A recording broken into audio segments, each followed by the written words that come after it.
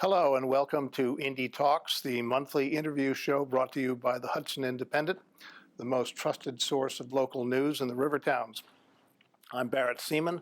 My guest this morning is Ken Wray, the mayor of Sleepy Hollow, New York, now in your sixth term, is that correct? Yes. As mayor, so obviously doing a reasonably good job by the population's. Or nobody else wants the Nor job. nobody else wants the job, right? Your day job is in the field of affordable housing, is it not? Mm-hmm. Can you tell us a little bit about what you do there, what the foundation that you're involved with does in terms of? We acquire buildings in New York City and renovate them and run them as permanently affordable housing. And something we call mutual housing. So it looks very much like a co-op. So there's a board of directors for each group of buildings that's made up primarily of residents who live in those buildings. So it looks like a co-op board, except there's no buying and selling of shares. So it's not a wealth creation program or an equity creation program. It's a nonprofit. We believe that buildings that have resident control are better buildings, and that makes for better blocks and better neighborhoods. That when folks have an opportunity to make decisions about where they live, they care more about that place. So Is this primarily in New York City or? only in the city. Right. So we've done 50 plus buildings in Brooklyn, and Manhattan, and the Bronx. Affordable housing is an issue here in Westchester, though, so you bring your professional knowledge to that. There was a recent study done by the county on the situation of housing in Westchester. What did you think of that study? What did you take from it in terms of Sleepy Hollow? For Sleepy Hollow, we're not one of the communities that doesn't have enough affordable housing. We've always known that, and so that's not been a direct issue for us, but it's something that's still incredibly important to us, especially because of the changes we're going through right now. Yes. We have a new development coming in, Edge on Hudson. The first folks are probably going to move in next month. That's almost entirely market rate. Right. So it's going to have a dramatic impact on Sleepy Hollow. We're probably going to grow by a third.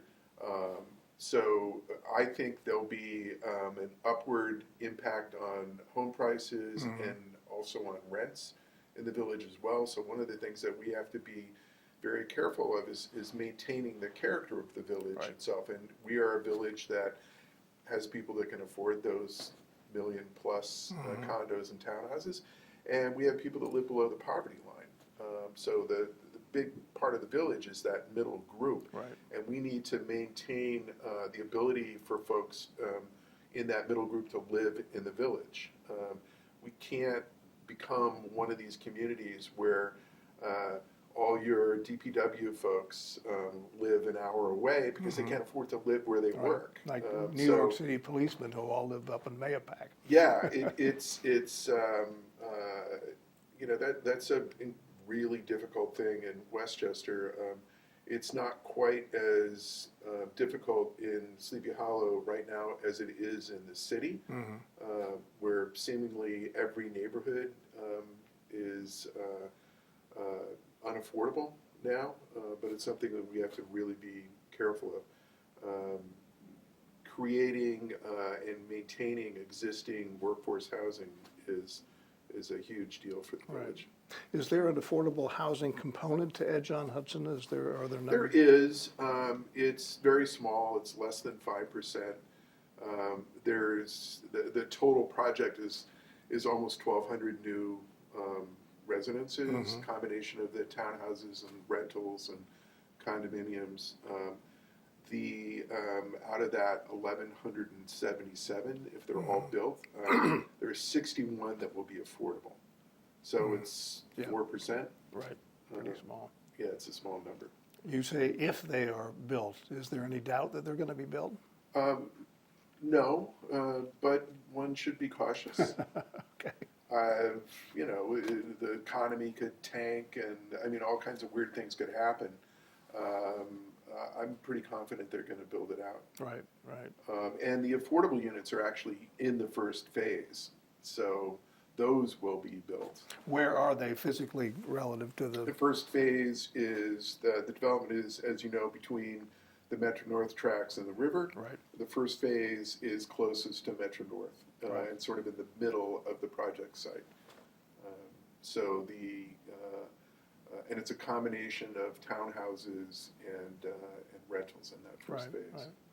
That project's gonna have a big impact on the economics of the village, of your budget. You've got to, first of all, you're gonna have a huge increase in revenue from the taxes presumably, but you're also gonna have a huge increase in the expenses of providing services for all those people out there. How does that balance out? What do you I expect? think it's huge or dramatic, substantial increase in our tax revenue because the site essentially wasn't on the tax rolls. Right, I don't think it'll be a huge or substantial increase in expenses for the village. I don't think it's. We're not going to see something where all of the tax revenue is wiped out by increases in personnel and other Right, costs. right. Usually when developers come in with projects like that, they will have some estimate where they say, we expect this to be the profile of the buyer here. What did the developers of Edge on Hudson tell you they thought they were going to bring in terms of the kinds of tenants and owners? I look at it partly because of my day job and think about, okay, what's household income going to be? Right. The average household income for the new folks is probably going to be around $400,000 a year, and not outrageous for Westchester. Sleepy Hollow, on the other hand, has a current average. The AMI is the term, area median income. So for a family of 4 in Sleepy Hollow, it's around 70,000 right Wow. now. So this is a huge, Big upscale jump. yeah. We have parts of Sleepy Hollow where there are many people who are in that and above that income range. But clearly, because of those averages, most of the village is substantially lower than that. So it's not going to just be growing by essentially a third in terms of actual population. It's going to be a big, big change in the incomes. Yeah.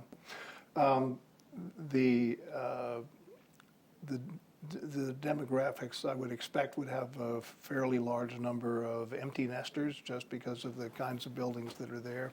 They don't look like they're the kinds of things where you've got backyards and little kids running around. Probably because of what I know of the development in Terrytown, Right. Joe Cotter and Lynn Ward's project.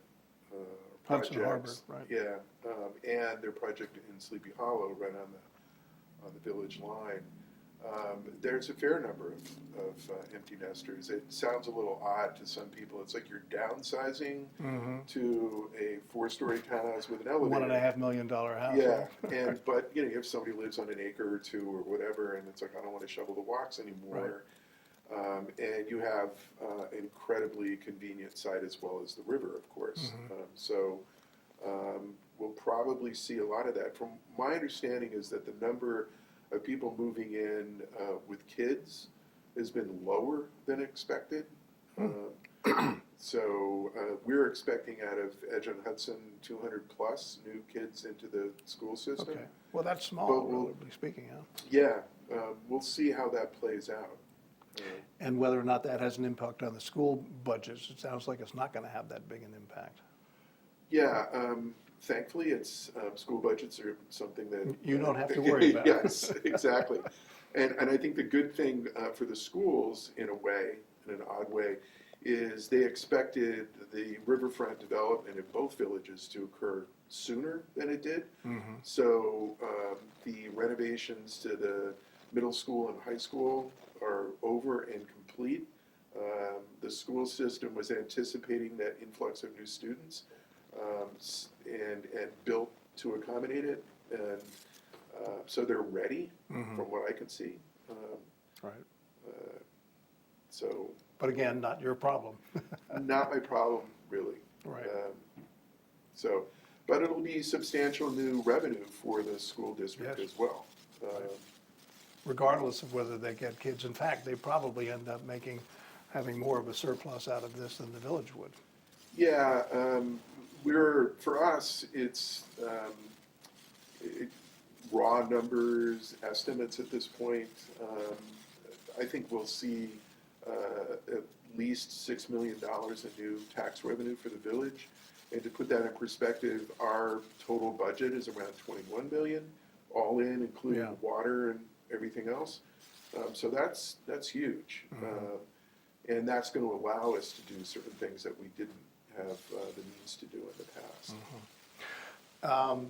1,200 people added right down on the waterfront is going to create, isn't it? There's an access and egress situation. You don't have many ways in and out of that complex into the rest of the village, right? That's correct. Right now, there's essentially one way in and out. That's down Beekman Avenue. The developers, the Edge on Hudson folks, rebuilt the Beekman Avenue Bridge. That was part of our requirements for the project. So that's complete. That's terrific, but it's still one way in and out. The village plans on building a new overpass from the former east parcel of the GM site that we've dubbed the Village Common, because it's going to be a new center for the entire village. So we would come down Continental Street over the tracks near where there used to be a pedestrian entrance to the GM plant, and then would drop down on the north end of the development. What's that east parcel going to look like now? It's going to be pretty amazing, I think, because it's a new recreation center for the village, where there's going to be of the 28 acres, a portion of it is going to be our DPW sort of tucked up in the east end of it, but most of it is going to be new passive recreation and active recreation as well. We're building a new soccer field, probably tennis courts, a skate park, volleyball courts, which is big in Sleepy Hollow. The north end of it will be passive recreation as it borders the Pecanico River. We're building a new community center up in the back by the DPW facility, which will be connected to our existing senior center in Barnhart Park right above it, through a pathway. I was going to say, you've already got one in that neighborhood, so the two will be tied together somehow. Yeah, it essentially ramp from one to the other, provide another access. I'm really looking forward to this, because for the first time we'll actually have a center for the village. We're laid out like all river towns, essentially in more of a rectangle, so there is no center in that sense, but this is in the middle of that rectangle. So with the connection to Phillips Manor and Sleepy Hollow Manor to the north through DeVries Park, building a new road from Beekman down through the old UAW building site, and then the road, the existing road from Continental. So there are 3 ways that way to connect people in. The new bridge will bring in the new neighborhood and Edge on Hudson as well, and then bike and pedestrian pathways in as well. So what's the time frame? When do you see the ribbon cutting taking place? Well, it depends on what you want to cut the ribbon for. Right. Well, the park, anyway. Couple of years. We're in the middle of a bunch of infrastructure improvements right now. There's the stuff that's exciting to us and not to anybody else. So, for example, we built a new sewer line. It's like, oh, wow. But there's the kind of thing you have to worry about in village government. So you have a 100-year-old sewer line. They break. We don't want to build a new project on top of it, and where the sewer line ran through the site is where we're bringing in a bunch of fill, so it would be that much deeper and that much more difficult to get to. So first you build out the new sewer line. There's a water line that is important because it provides water, the other water source for the Edge on Hudson and Kingsland Point Park. Those are both complete right now, and we're in the next phase of that infrastructure work, which is preparing the land for the buildings and the parks. The site itself is mostly a floodway, meaning you have to allow it to flood. So in really big storms, when the Pecanico backs up, that will be on the passive recreation area. But where DPW and where our new recreation center will be in the east end, we're raising that about 15 feet. So we're bringing in clean fill now in order to prepare for that, and then doing some measures to make sure that the ground settles so it's solid enough for us to actually build on. Right. So I'm expecting that no buildings will go up. The earliest would be 2021. You mentioned the DPW.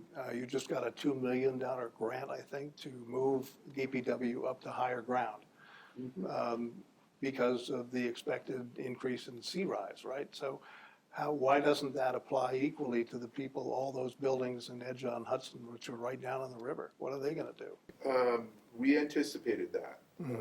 In Sandy, the River Street in front of our current DPW was underwater. It came up almost into the buildings during Sandy. We were very lucky that the height of the storm was so calm here. It sounds kind of weird, but it was relatively quiet. It was just a water rise. The National Resources building, the Joe Carter and Lynn Ward's building right on the border, they hadn't started construction of that property, and they were already looking at how high do we need to raise it. We added a foot and a half to what they were doing to make sure that the building would survive the next 100-year storm, which comes every, 4 or 5 years now? Yeah, I was going to say. And the same thing for Edge on Hudson. We're looking at it and saying, well, here's the FEMA map now, we're good. Here's the one they haven't adopted yet, but they probably will. Right. So you're building for that. Let's raise it up. So you said a foot and a half, is that enough? It was from where they were already decided to move it. So all told, what's the increase from what it? Oh, great question. Off the top of my head, I'm not exactly sure. Right. So I know we went through several the developers' engineers, our engineers, looked at all of the best available data and worst cases, and said, how can we build for this? Right. So, Okay. There have been a fair amount of grant money being thrown around this area. The governor seems to be pretty generous to villages around this. The Thruway Authority, because of the bridge, has been sprinkling grants for this, that, and the other thing. Can just off the top of your head, you have a sense of how much money Sleepy Hollow all by itself has gotten from the state in terms of grants and well, development money? we've gotten over $4 million just in the last 14 months or so. So separate from the kind of normal grant application process that we do, that all villages and towns do. So that's essentially new money. There's over $3.5 million for our infrastructure work on the Common. There was, in this last round, $500,000 to help out build out our new riverfront park along the Hudson. That's going through Edge on Hudson, who are building the park for us. There's another close to $750,000 all told for work along the Pecanico River for DeVries Park, and then as we move up along the river itself, between what the village has received and Historic Hudson Valley. So it was a lot of money has come in recently. Yeah. Are taxpayers going to see a benefit from all that money coming in? They're going to see a way better village, a more beautiful Pecanico River, better DeVries Park, and the Common itself. So absolutely. The other thing that we're trying to do is make sure that we can build out the Common without hammering existing taxpayers. And more specifically, what that means is we're looking at that anticipated tax income from Edge on Hudson Right. and saying, okay, how much do we need for new Yeah. services and personnel being the biggest or most expensive part of it? How much do we have besides that? Yeah. And how much of that can we use essentially for debt service? I just think of it as a mortgage, it's bond financing, of course, but essentially the same thing. So how can we build out the common using that anticipated tax revenue? And there's enough, together with the grants that we've received and development fees from the Edge on Hudson folks to build out the common without having to raise taxes on existing property owners in Right. Sleepy Hollow. So you can bridge that financially. Yeah, and we're doing that by phasing it, saying, well, let's make sure that the revenue is there before we get to the next phase on the common. So I'm fairly certain that we'll continue to do it, and our successors in village government will continue to do it that way. Mm-hmm. There were some proposals, I think, to build a marina somewhere in your area, but you recently said there ain't gonna be a marina in Sleepy There Hollow. isn't. There's no place in Sleepy Hollow where you can actually do that. Mhm. The only place that makes sense to do it already has a marina, and that's a Phillips Manor Beach Club and Right. Boat Club. So that existing private marina is there already.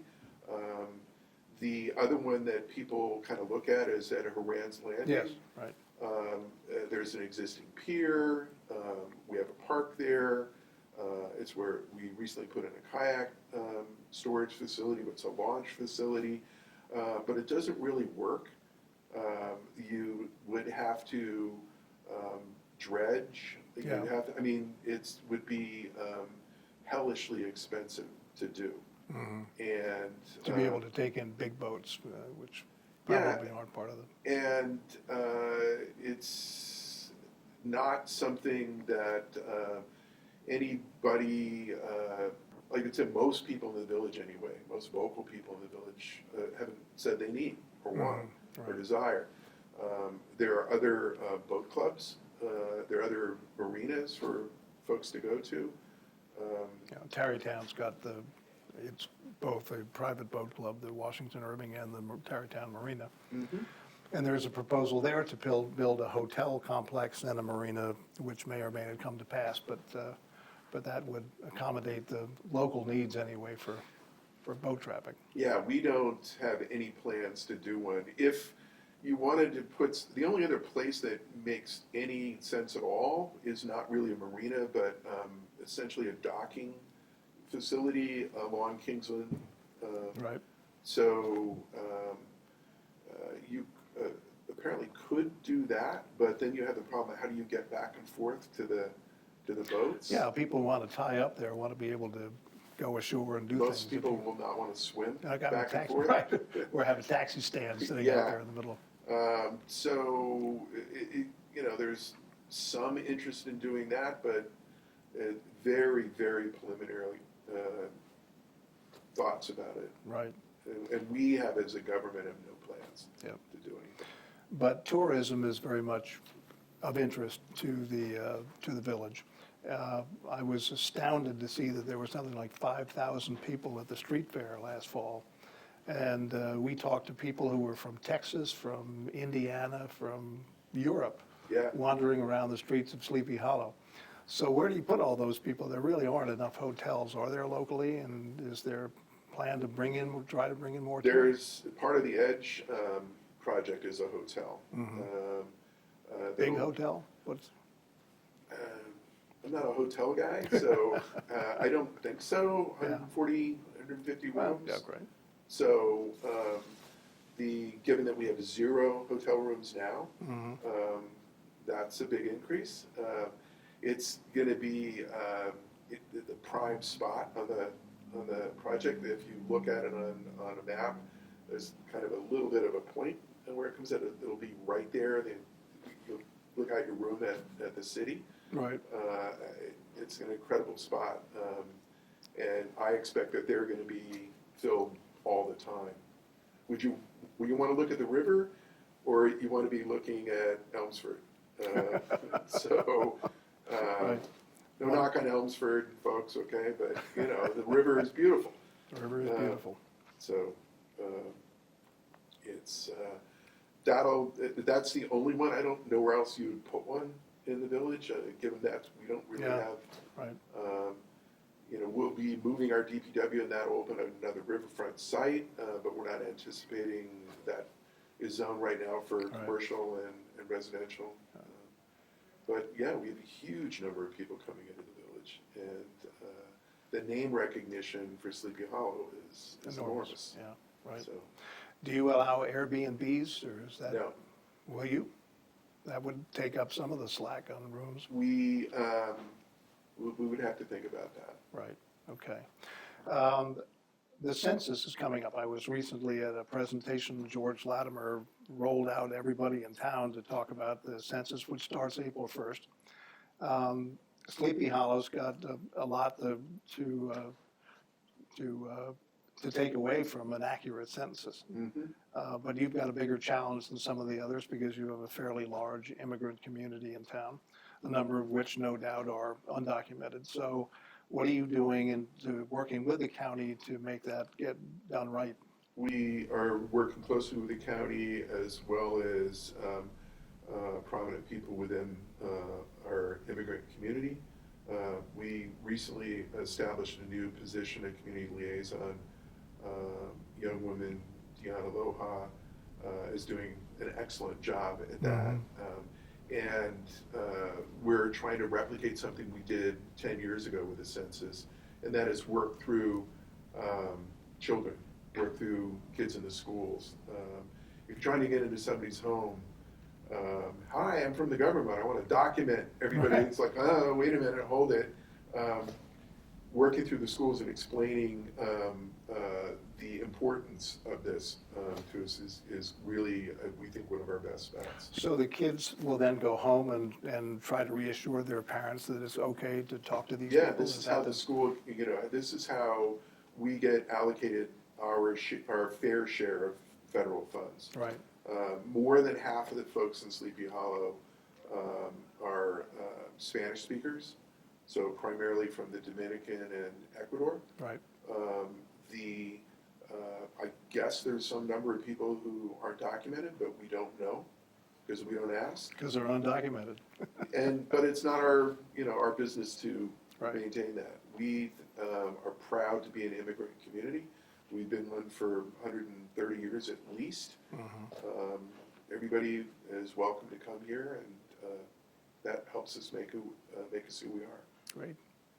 Well, Ken Wray, thank you for spending the time down here. I wish you luck, and I hope Edge on Hudson turns out to be the success that I do it's more been than projected. you. Bet you do. Looking forward to that. Thanks Thank very you. much. Thank you for having me. Yep.